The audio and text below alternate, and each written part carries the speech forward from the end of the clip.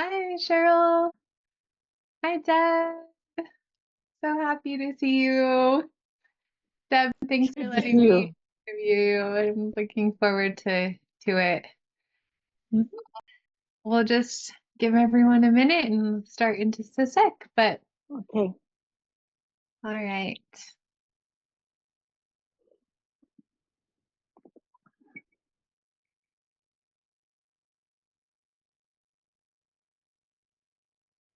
Okay, let's just go ahead and get started. Mm, Um, so Deb, welcome. Cheryl, welcome. Thank you. And welcome to everyone who's watching the replay. Oh dear, the fire alarm just started going off in the background. Give me 1 second. Oh, okay. I think they took care of it. That's funny. Yeah, my kids cooking dinner. So, Mhm. all right. Let's just hope they survive the next 45 minutes, right? Okay. All right. So, welcome everyone who's watching this replay and who's on the live call. So, this is Wednesday Wellness. I'm Erin Hart. I am a registered nurse health coach and a registered and I'm a woman who experiences food addiction. And just am passionate about sharing this message of hope. I lost 125 pounds with healthy, real food, free from sugar and flour, and am just on a mission to help others to find hope and peace with food and freedom from craving. So today we have Deb Hager, who's one of my awesome clients. I'm so excited to interview her because she just has a really inspiring story. She's had really transformational year, and I think it will be really helpful for all of us who are on a sugar and flour free journey to learn from Deb and learn her secrets to success and like what helped her and how we can implement those things into our program. So I'll just do a little introduction of Deb. She is um, a retired leadership and management development coach. She has a PhD in organizational psychology and development. Um, and one of her great accomplishments in her life, she accomplished her master's degree and PhD while raising two kids as a single parent. So Deb is amazing. She is 67 years young. She enjoys time with her family, especially grandkids, gardening, kayaking, fishing, camping, pickleball, volunteering, and meaningful learning. Um, so welcome, Deb. I'm just going Thank you. to change the screen really quick. Sorry. Let me just change the view so we can. Ah, so, Deb, tell us a little bit about you. Like, tell us a little bit about your story. I want to just Mhm. ask you some questions about your story, like understand, um, you know, so people can relate to know that you're just like a normal person, right? That can do this and hopefully give them hope that they can do it too. And then Mhm. um, where we'll just talk about your obstacles and challenges in the future. But tell me a little bit about your Mhm. story. Okay. Well, Erin, you're right. I'm just a normal person. Actually, I had struggled with my weight pretty much my entire life, from the time I was a kid, through high school, early adult life. For a few years, I down to what was a healthy weight, and then I had babies, and after that it was a challenge. Then you get to, your 50s and things start happening and the weight keeps piling on. And so I have always struggled, or had always struggled, with my weight, and I was very frustrated with it because I knew there was something more than just eat, because I knew what to eat, and it was more about how do I um, consistently practice that And I also knew that um, something about the mental part of it that I wasn't clicking for me. That there was something about the thinking um, that was a problem that got in the way of my being able to lose and then maintain the weight loss. I tried practically I'm pretty sure I've tried every diet known to mankind. So, so it wasn't for lack of effort. There was something else going on there. And that was a big part of my journey. Yeah. I think that we all relate with that because I think a lot of us have like tried it all, Hmm. and that's why we come to the sugar and flour free lifestyle. It's kind of Hmm. like the last ditch effort, right? Just Hmm. knowing that we have to really create a different identity instead of just trying to Hmm. do the same things over and over again, expecting a different result. So That's exactly right. yeah. So tell me, like, why did you decide to start a sugar and flour free lifestyle? Like, what motivated you Um, to get to that actually, point where you were ready to yeah, change? actually, I had gotten to a point where I was just like so sick of the ongoing chatter in my head about what to eat, when to eat. Whoa, I ate that. Now what am I going to do? And all of that. And I was just about ready to just say, fine, I'm just going to be heavy for the rest of my life. Just give it up. Stop torturing yourself. And then I happened to run across some videos online that started to talk about sugar addiction and the addiction to flour.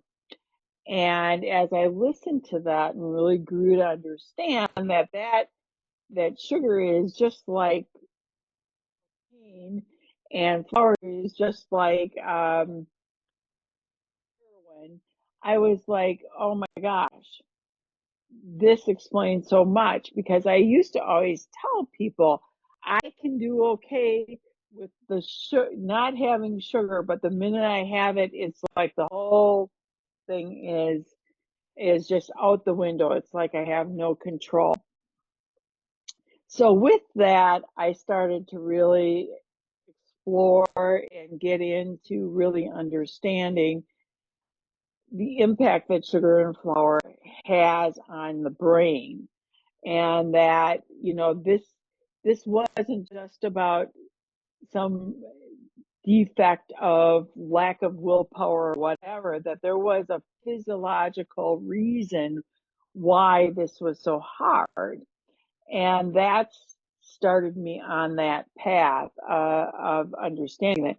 Now, I will say, the first time I heard somebody say, you're going to go sugar free and not ever have sugar again, I was like, oh my God, there's no way I can do this. The flour wasn't so bad, but the sugar was like, so that was definitely another sign to me that, yeah, sugar is a big problem for you. And maybe trying this is the answer. So that's kind of how I got there, was by understanding some of the science behind it. And then when I had the resistance to giving up sugar, that was definitely, I guess, the little alarm bell that went off that, yeah, this is probably why you have had such a problem, and you need to really, if you want to be healthy, you need to really think you need to start thinking about this like a drug and not a comfort, Yeah. or using it as a crutch for other things. Oh, absolutely. Yeah, I think it is understanding the science behind cravings and urges and food addiction. That also for me is what changed everything. And so Yeah. I think it's really important to understand that there is nothing wrong with us.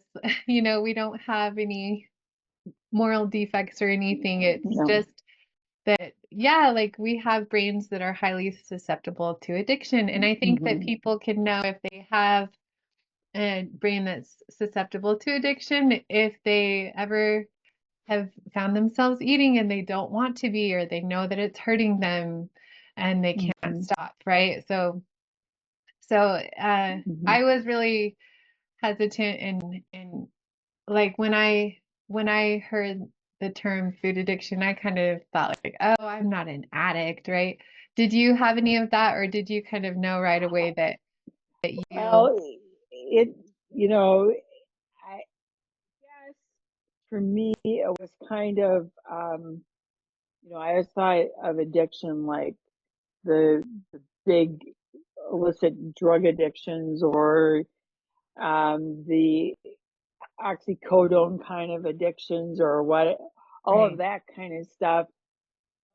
I never thought about it quite that way. I used to joke even before I learned about food addiction with people about, well, I'm just a sugar addict. Once I start, I can't stop. But I didn't take it seriously that, oh, yeah, this is an actual addiction.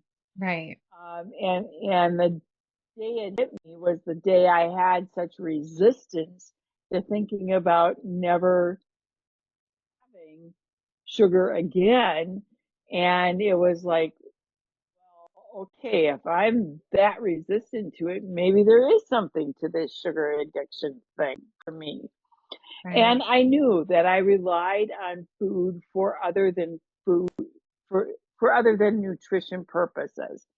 I ate when I was stressed. I ate when I was sad. I ate when I was angry. I ate almost every emotion, including the happy and the celebratory, as well as the all the ones that fall more in the stress and sad part. So it was like it didn't matter. It was the go-to thing. Well, is that really any different than any other addict who uses the stuff to get through life stuff? hmm, yes, because I think kind of surrendering to the understanding that we are people that experience food addiction, it actually gives us um power because like once you understand the problem, then you can, find a solution Uh, yeah, yeah, and because before I thought it was some thinking about I've got to figure out how to shore up the willpower. I kept thinking it was that area that I needed to focus on. And the reality is, as long as you're caught in that cycle, there is no will, there is no willpower strong enough to get you out of it on its own. If you're continuing to use it, um, no, at least not for me anyway. There was no way I was going to have the willpower to do anything about it consistently. right. Yeah, and that goes back to more of the science behind willpower Hmm. too, that there really Yeah. is just a very limited amount of willpower and yeah, we can't rely on it to Um, make long-term behavioral changes. um, So tell us like so you started we started working together I think about a year ago and but mhm. you had been sugar and flour free before that, right? Like uh Yeah, I started in 2019 mhm, and I did really well with it. But then I hit a rocky period where I got kind of overconfident and thought, oh, geez, maybe I can have just a little because there was some talk within the community that I was involved with that some people can heal from that. And of course, my little addictive brain was like, okay, you're healed now. You can maybe have a little. Well, a little led to a lot. And pretty soon I was a few days sugar and flour free, and then I was off, and then I was on, and then I was off, and all the craziness in the head started again. And so that's when you and I started working together to try and um, get my program shored up. I never reverted back entirely, but it was this being sugar and flour free, for 2 or 3 or 4 days, and then boop, I'd have a day where I wasn't. And then you'd have to start all over again. And that is hard in a lot of ways, but it also taught me something that I think was really important because I started to feel the impact of sugar in particular on my body. If I'd indulge in that the next morning, I'd ache in the shoulders, my hands just hurt, and my wrists. And I'm like, okay, I don't need any more proof that sugar is inflammatory and that my body doesn't like it. But I need to get my head back into this is something that's not good for me no matter what. And that was uh, part of what you and I needed to work on. Plus, I also needed to really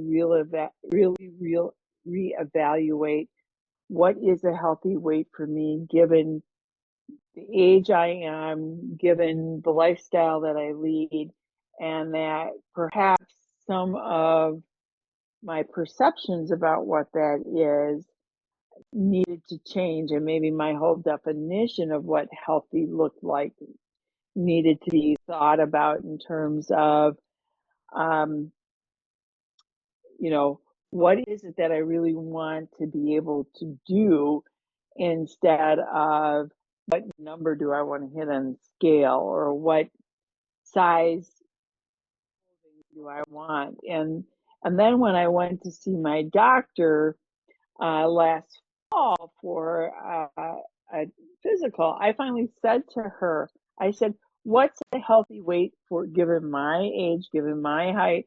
And she said, I don't want you losing any more weight.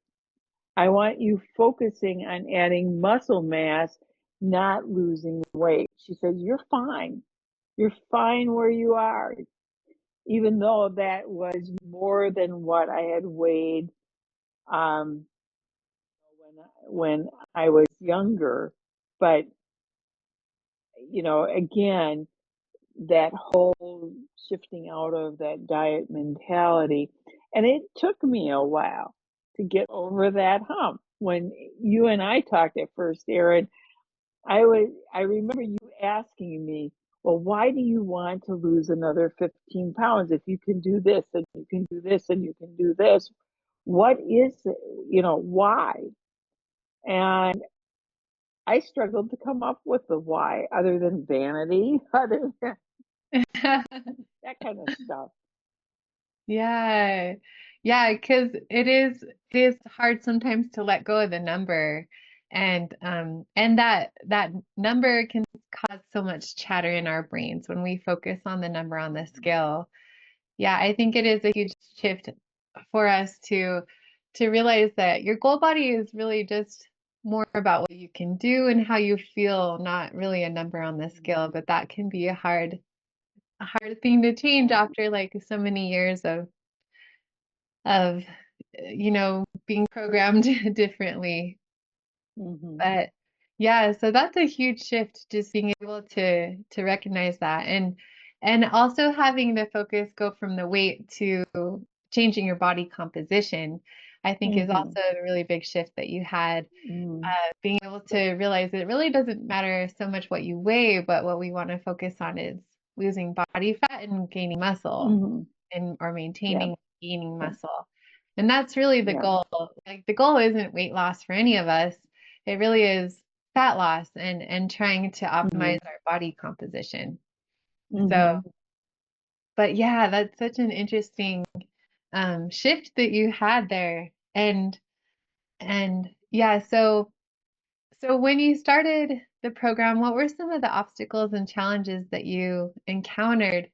So you'd been kind of on and off again for a long Hmm. time, and um, tell us Hmm. a little bit about some of your biggest obstacles and challenges and how you overcame Yeah. them. Yeah.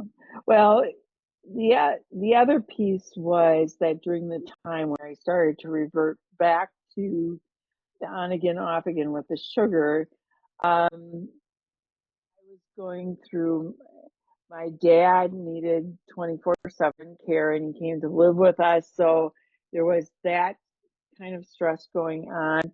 And so, I think, and plus, he was very underweight, and the doctor had said, I don't care what you feed him, just feed him whatever he'll eat so that he put some weight on. He was in the last months of his life. And one thing he always ate, and of course, as you get older, sugar always tastes better anyway because your taste buds get really dull. And so, sugar and salt are the two things that most older adults can taste. And so we had more of that kind of NMF in the house that I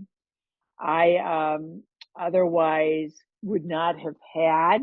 And so I think in those moments of stress, it was easy for me. Oh, I'll just have a piece of this. My dad then passed away, and I got the estate settled, and all of that was settled. And I thought, great, now smooth sailing from here on out. And my daughter-in-law was diagnosed with um, genetic breast cancer, and she's in her early 40s, and they have two young children. So I went right from that to helping to help them out while she was going through her treatments and her surgery and all of that stuff, which was a 2-year journey. So there was a lot of caregiving and responsibilities that were involved here, that when I first started my journey, I didn't have. So it required me to really think about, okay, can you and are you willing to do this even when life is stressful and unpredictable and all kinds of stuff? And so the one thing that I did know is I had more energy to chase around what was then a 4 and a 6-year-old than I did if I kept eating the sugar and all the other stuff. And so, I went back to being much more consistent with that, working on getting that consistency down, the automaticity down, so that I would come home on the weekends because they're a couple hours away, prep my meals, pack them up, take them back with me so I had my stuff. So they actually had a refrigerator in the basement that they cleaned out so that I could put all my stuff down there and stuff, and then the kids had their stuff upstairs. Um, and so I started to get really back on track at that point, and I proved to myself that I can do this even when life gets crazy. And I think that part really, really probably was the last hurdle that kind of put me over on the I don't need this in order to be able to do this. Hmm. Yeah, that's amazing, Deb. And I think it gives people hope to hear that because a lot of people struggle like with the sugar and flour free lifestyle and it at times, right? But you Hmm. like your journey, you just show that you never gave up. You continued coming back to it and then Hmm. really just addressing like those main reasons Hmm. that um that you were going off plan. Because it's hard to be a caregiver. It is hard to be a caregiver. You had like so much on your plate and so many excuses and reasons to not stay on Hmm. plan. But it's neat that once it finally clicked that staying on your plan, it gave you more energy. That really is so motivating when you can feel the difference. And so when people do make mistakes and stuff, I really think it's not time wasted and it's not all or nothing because you're learning Hmm. that it doesn't feel very Yep. good to go off plan. And sometimes we have to be reminded of that until we like finally get the message. So, Hmm. Yeah, and I'm a journaler, so I journaled a lot about this during that time to try and really get down to, okay, what's going on? Why is this happening? What am I trying to learn here? Because I believe that stuff happens because we're trying to learn a lesson, and sometimes I'm just really hard-headed and don't want to learn the lesson that needs to be learned in that. And so I just kept journaling on it and just being very curious until I finally got it. And for me, it was you can get through stressful stuff without the need for this. This doesn't help you deal with the stress. It actually adds to the stress. Mhm. And so that I think was really critical for me when I finally accepted that. And I think the other was the surrender that came, that has come with this. You have to at some point surrender that yes, I use food for non-food purposes, and I am choosing to no longer do that. Mhm. Yeah, that's really amazing because it's understanding that food doesn't solve any problem except true physiological hunger. And when we use it to try to fix our other problems, it actually becomes its own problem That's itself exactly right. and compounds it. So that's like really a big um, insight that you had that. So tell us more about the journaling because I know that that was a really big part of your transformation this year as well. Like you had mantras that you would journal about every day, Mm, right? yep. I would love to hear a little bit more about the mindset shift that you were able to create through journaling. Yeah. Well, I know that, you and I had talked for a long time about, well, what's your purpose? What's the why? And, I really kept going back and asking me that question over and over again to get down to what is that?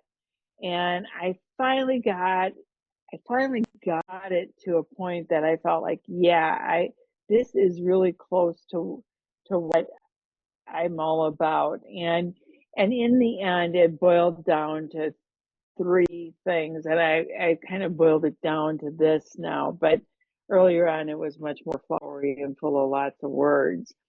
But the first is I am healthy and fit, period. And then what does healthy and fit look like? And I spent time journaling on what does healthy and fit look like and mean for me, not what some magazine describes or some article over here, but for me. Then the second was I live with an abundant, grateful heart. And I really spent some time again asking the question, what does that look like in the context of my life? And then the last was that I am a beneficial presence in the world. And each of those, I kept asking that same question about, so what does that look like for me? And how do I know if I'm doing that? And I spent almost the last 9 months, year, not quite a year, writing on that every day about, well, what does that look like? What am I going to do today that moves me closer to that? If I didn't have such a good day, what happened that I didn't really live up to that and stuff. And actually the focus on healthy and fit has become less as I've kind of gotten through maintenance and changed my whole concept of what healthy and fit looks like for me. And far more of my time and attention now is on the abundant, grateful heart and on the beneficial presence. And that's where most of my focus is now is on those things and way less on the healthy and fit part. I mean, I do all the stuff I need to do to be healthy and fit, but where I'm exploring and where my activities and my focus are much more on the latter two. Yeah, and that's, I think, the whole goal of getting healthy and fit is so that we can open up our, Mm-hmm. be able to focus on those Mm-hmm. other aspects of our life that Mm-hmm. really bring meaning. Mm-hmm. And I love that you had those affirmations and that you journaled about those every day. I think journaling is such a powerful exercise, uh, because like just doing that self-reflection, it really helps us to Mm-hmm. rewire our brain. And Mm-hmm. I love, and it's really helpful to hear how you would use journaling when you would go off plan to just do that self-reflection and have Mm-hmm. that growth mindset. Like, how can I Mm-hmm. how can I approach this differently next time? But yeah, those I am statements in your affirmations I think are so powerful because um, it's all about identity. It's about not just changing our behavior, but creating a whole new identity and then proving to yourself with your behavior who you are. And it's Mm-hmm. neat to see like your process of how you went through that this year through journaling. I think that that's a really great tool. Mm-hmm. So, oh, that's amazing. So, so you transitioned to maintenance. How long have you been in maintenance now? Oh Like, my. would you share with us like a little bit about your numbers, like, and Mm-hmm. how much weight you Yeah. lost and how, Yeah. like, what was that? Yeah. I am down 42 pounds from where I started when I started the sugar and flour free lifestyle. Mm, Um, I have been in maintenance since last, I'm trying to remember, I think it was December. So what does that make it? Eight goodness. months Almost now? 8 months Yeah, now. Wow. yeah. And actually for me, had, it wasn't really that big of a shift because I was trying to bump up the protein because of the Mhm. muscle mass. And so really the only change that I made was really getting some more protein in and increasing my physical activity to match what I'm trying to do. Now, building more muscle mass is a really hard thing. So, especially at the age that I'm at, so a lot of it is just about can I maintain what I have, even if Right. I never get to the 30-35% that I'd like to get to with respect to the body fat. So, you know, I don't know. Maybe someday I'll still get there. Right now, I got a ways to go. So, No, but that's amazing because it really is just it's all about your habits and hmm it doesn't our current results don't really matter as much as our no, habits matter because yep, our habits over time are going to produce that result of health and you're yeah, already experiencing the benefits of that. So, but it's yep, neat because it is challenging to build muscle. yep, Especially like after menopause, that's challenging for a lot of hmm people. So we yep, just focus on what we can, right? Like on our meal hmm plan and on our hmm habits with exercise. And so it's hmm neat that you've automated that where it's now just hmm such a strong part of your identity. hmm hmm Yeah, it's so inspiring. And so how is your life different now compared to when you started the program?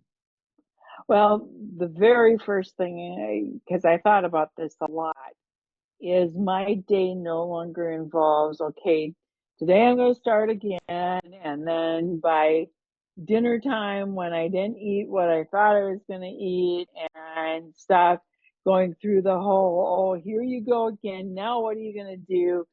How are you going to adjust? What are you going to do? And it was just this constant cycle of you're struggling with your weight, and now you went off of whatever the latest plan was that you had, and pretty soon I'd be looking for another one. And it went on and on, all this crazy talk in my head. And I just think about all the years I lost where I was spending so much time with that chatter going on that I didn't pay attention to my kids, didn't pay attention to what else was going on in the world. And and now I don't have that. That peace to me is so critical. I don't have that fight with food every day. So to me, that's like sacred, to not have that fight every day. Now, that doesn't mean that there aren't days where the little sugar addict is still yakking in my ear thinking, I was at a conference yesterday, manning a table, and of course, like every conference, they had a whole bunch of, they did have a lot of healthy stuff, but they also had the unhealthy stuff. And as the day wore on, I could just tell I was, pretty soon it's like, that would be nice to have. And I'm like, no, we don't do that. I get that you're getting tired. We're going to be out of here in another hour. Just some water and stuff. And it was fine. But, I don't want anybody to walk away thinking like, boy, you get to this point and it never shows up again. It's just that you're more aware and you catch it and you don't let it go any further. You close that door, or at least for me, if I close that door as fast as the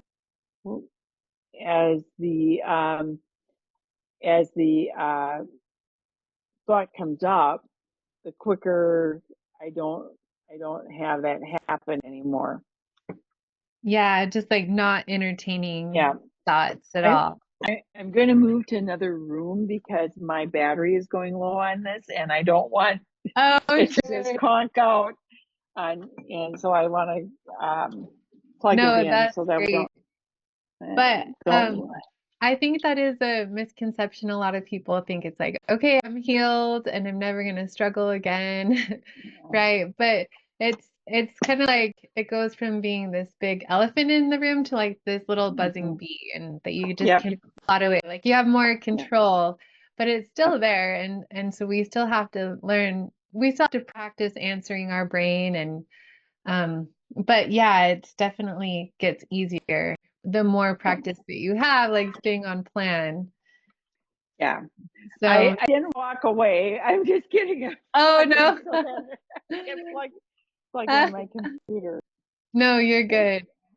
Yeah, because I Yeah. think a lot of people they think like when I get to my goal, then I'll never struggle again. But really, maintenance is probably a lot more difficult than weight loss. Um, Um, well, for most people, like just like yeah. learning to adopt that, like have that surrender that you talked about. That is Um, the key. well, and also just to, for me, I know the biggest thing was to accept or Mm, to get to a point of acceptance that where I am right now is all the all the more that I need to do. right. This is no longer the struggle or the journey. This is now now I can move on to other things that Yes. I never could get around to, never had the energy for because I was still mired in all of this, all of the Yeah. crazy of food.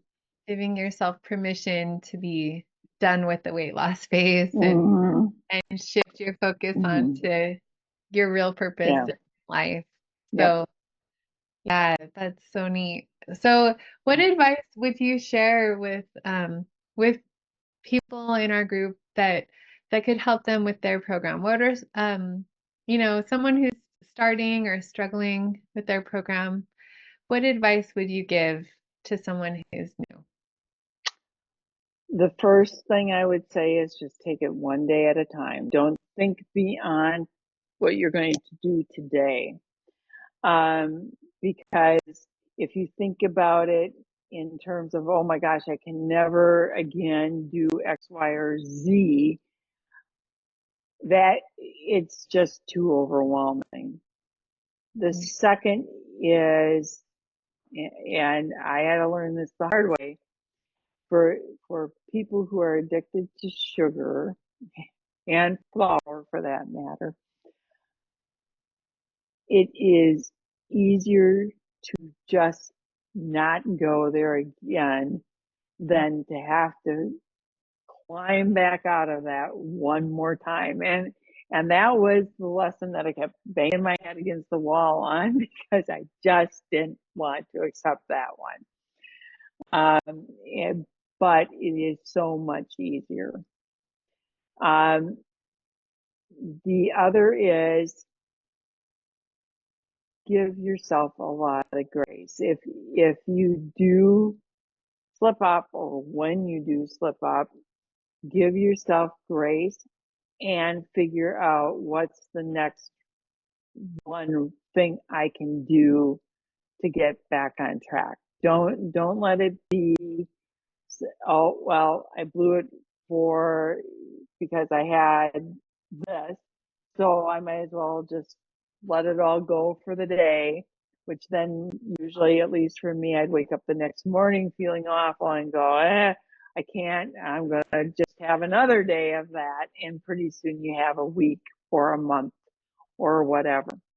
So you don't, you know, let it go Mm. and figure out what's the next thing to do. Give yourself some grace.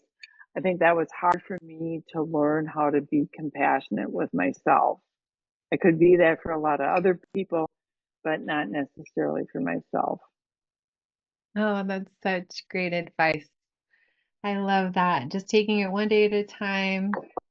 100% is easier than Yeah. 90%. I love that saying, like 100% is a breeze, 98% is a beast. It's like so Mm-hmm. true mentally. Um, Yeah. mentally it's so much easier to just be all in. But at the same time, like you said, giving yourself so much grace when you do slip up to just not focus on that and just get right back on track and not make it such a big deal in our mind. Yeah. Just Yeah. having that forward focus, what's the next thing that I can Yeah.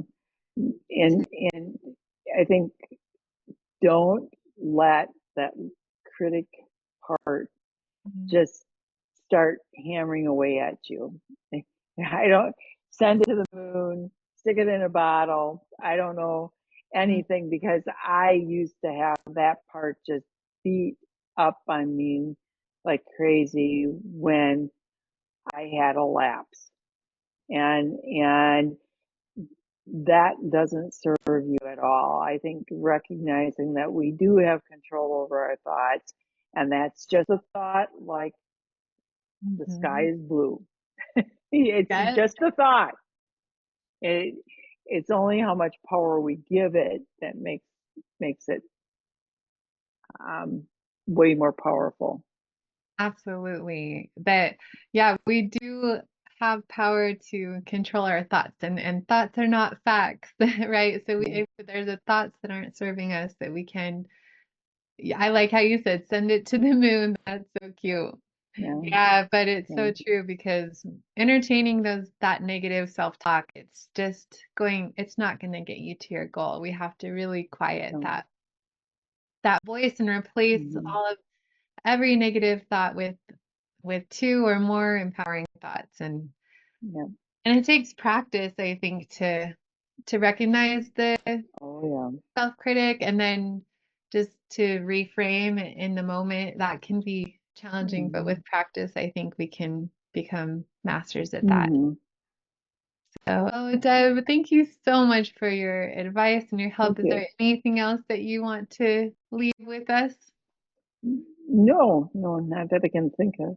Not that I can think of. Okay, well, this was so helpful, and I hope that for those of you that are watching this replay, that that it can just give you hope to know that you can do it too. Deb is amazing, and she's such a strong person. But you faced your challenges too, and I love that your journey Hmm. of food freedom, it took 5 years, right? Like for you to get here, Hmm. really. And just Yeah. in these Yeah. last years when it clicked. So it's just like, I think, um, so important to surround yourself with support, to just have that Hmm. mindset of unstoppability, never give up, and give yourself so much grace. So you're so inspiring, Deb. Thank you for sharing your Thank you. story. Thank And you. thank you so much for coming, Cheryl. It's great to talk to you guys, um, and I look forward to connecting in the future. So bye, Deb. Bye, Cheryl. Have a Bye. great day, guys.